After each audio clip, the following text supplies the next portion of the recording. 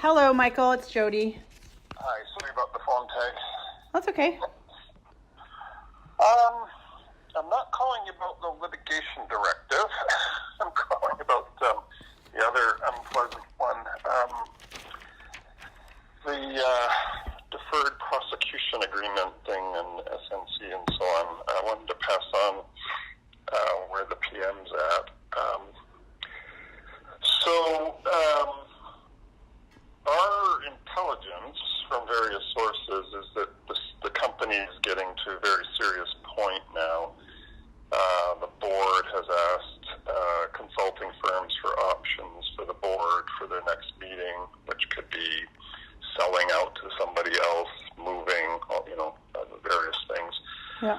So, and it seems to be real and not a bluff.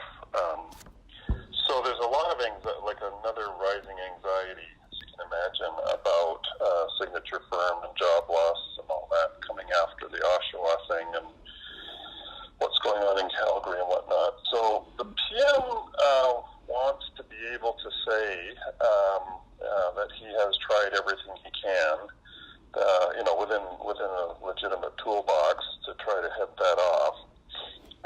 So he's quite determined, quite firm, that he wants to know why the DPA route, which Parliament provided for, isn't being used. And I think he's going to find a way to get it done one way or another. So he's in that kind of mood, and I wanted you to be aware of that. Okay. So I don't know if he's going to call you directly. He might. And he's willing, I think he's thinking about getting somebody else to give him some advice. He doesn't want to do anything that's outside the box of what's legal or proper. But his understanding is, the DPA tool is there. And you have options that we've talked about before to ask for reasoning from the DPP, or even to take over the prosecution of he just wants to understand more at this point why the DPA route isn't being taken up in this route. So he's thinking about bringing in somebody like Bev McLaughlin to give him advice on this, or to give you advice to make, if you want to feel more comfortable that you're not doing anything that's inappropriate or outside the frame of... I'm 100% confident I'm doing nothing inappropriate. Yeah. No, but would not be if you decided to use some of these tools under the law. Because I think he feels the government has to have done everything it can before we lose 9,000 jobs in a signature Canadian firm. Right. So, I'm confident in where I'm at, and my views on SNC and the DPA haven't changed. This is a constitutional principle of prosecutorial independence that, Michael, I have to say, including this conversation, previous conversations that I've had with the Prime Minister and many other people around it, it's entirely inappropriate, and it is political interference. And the Prime Minister obviously can talk to whomever he wants, but what I am trying to do is to protect him. I can have a conversation with Beverly McLaughlin. I can call her right now. I'm just issuing the strongest warning I can possibly issue that decisions that are made by the independent prosecutor are their decisions. We gave her and them the tools, the additional tools. I made it very clear at the cabinet table and in other places that these tools are the discretion of the prosecutor, and everybody agreed to that, and there was no guarantee that there would be a DPA in this or any other case. So we were treading on dangerous ground here, so I'm going to issue my stern warning, because I can't act in a manner, and the prosecution can't act in a manner that is not objective, that isn't independent. I can't act in a partisan way, and it can't be politically motivated. All of this screams of that. So I'm actually uncomfortable having this conversation, but I'm happy to talk to you. I I'll call Beverly McLaughlin. I can't even imagine her feeling in any way, shape, or form comfortable with interfering with the independent prosecutor. Okay, but I mean, I think that's where people are talking past each other. I mean, I think the view that he's formed, which I think I share, I'm not the lawyer in any of these conversations, and Elder and others, is it's not interference. The statute specifically has these other provisions in it that allow you to ask questions of the DPP. That's provided for. It's not interference. But I would have to issue a directive. I would have to gazette this. The prosecutor, the director, whom I know and understand after having several conversations with her about another directive on HIV that I issued, she is a by-the-book person. If this is gazetted, this will be, and this is not, and I hear you on the jobs and wanting to save jobs. I mean, we all want to do that. This goes far beyond saving jobs. This is about the integrity of the Prime Minister and interference. There's no way that anybody would interpret this other than interference if I was to step in. It doesn't matter how I would look in doing that. I mean, I'd be a mockery. And that's not the problem. The bigger problem is what it would look like down the road for the government. It's not about jobs, and I know the jobs are important, so I don't want anybody to misinterpret that I don't care about those jobs. This is about the integrity of the government and recognizing that there is the ability to issue a directive under the Act. It is still, irrespective of the ability that I have to do that, one, it's never been done before, but two, this is going to look like nothing but political interference by the Prime Minister, by you, by everybody else that's been involved in this, politically pressuring me to do this. Well,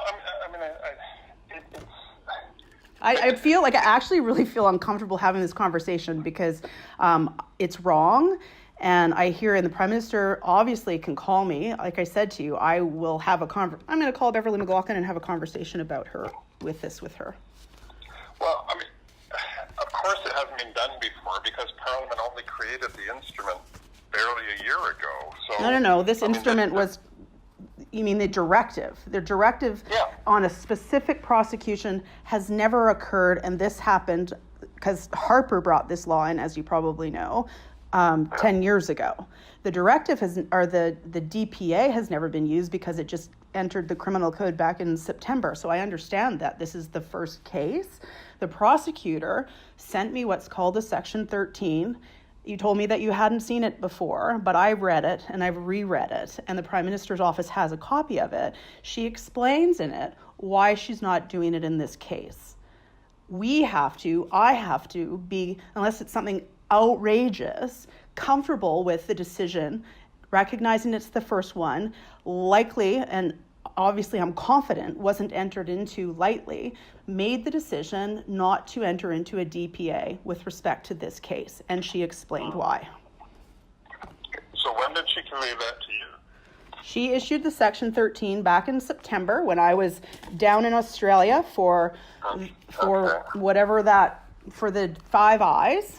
And then all of this I have a timeline of every single conversation and everything that everybody's said to me on this. So, I'm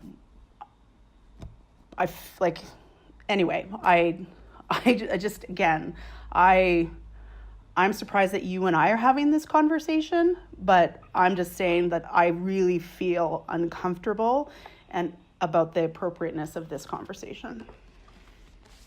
Okay, I understand that, but I think his view is he's not asking you to do anything appropriate or to interfere. He's asking you to use all of the tools that you lawfully have at your disposal. I know I have a tool under the Prosecution Act that I can use. I do not believe it is appropriate to use it in this case. Okay, all right. Then that's clear.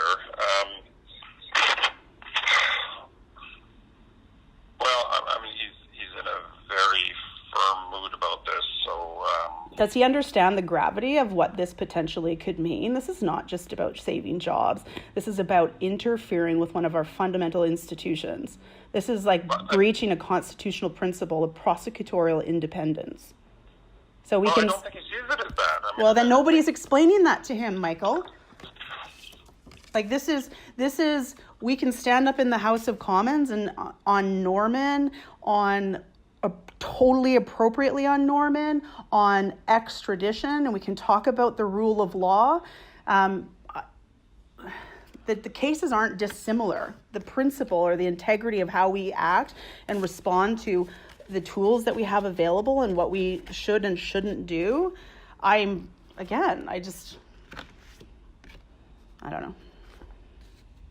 Okay. No, I mean, I respect where you're coming from. I just think... you know what?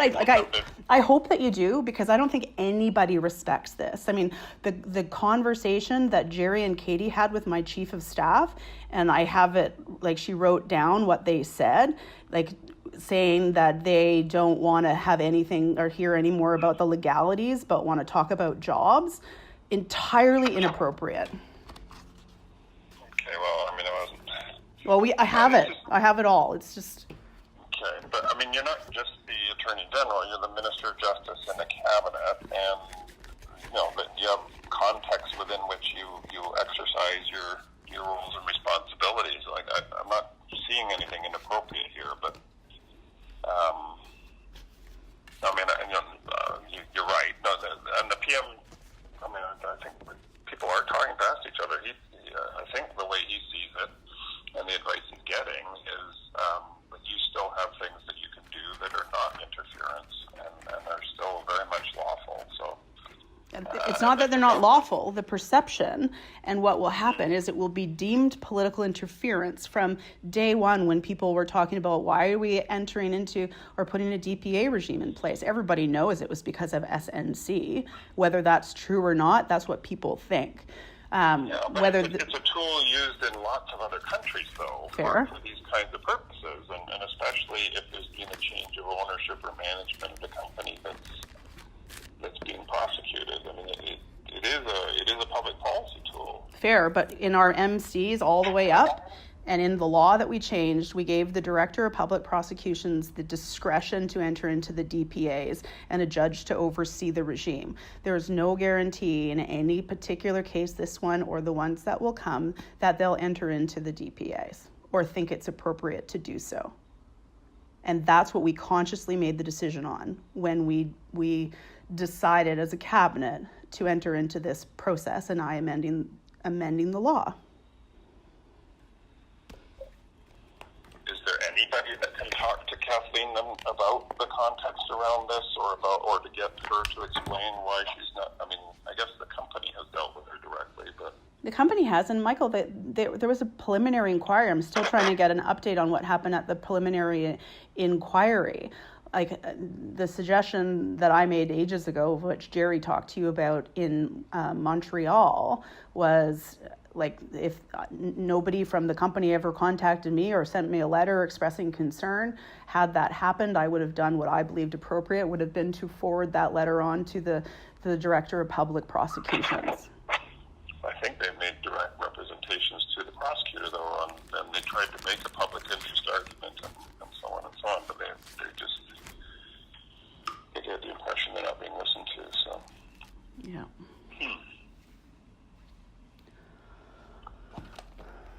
All right. Well, I don't, I'm going to have to report back I think before he leaves. He's in a pretty firm frame of mind about this, though, so I'm a bit worried. A bit worried about what?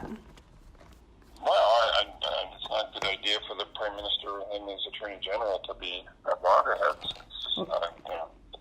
Well, I feel that I'm giving him my best advice. And if he doesn't accept that advice, then it's his prerogative to do what he wants. But I am trying to protect the Prime Minister from political interference, or perceived or otherwise. I understand that, but he doesn't have the power to do what he wants. All the tools are in your hands, so. Okay, so then, I'm having like thoughts of like the Saturday night massacre here, Michael, like, to be honest with you.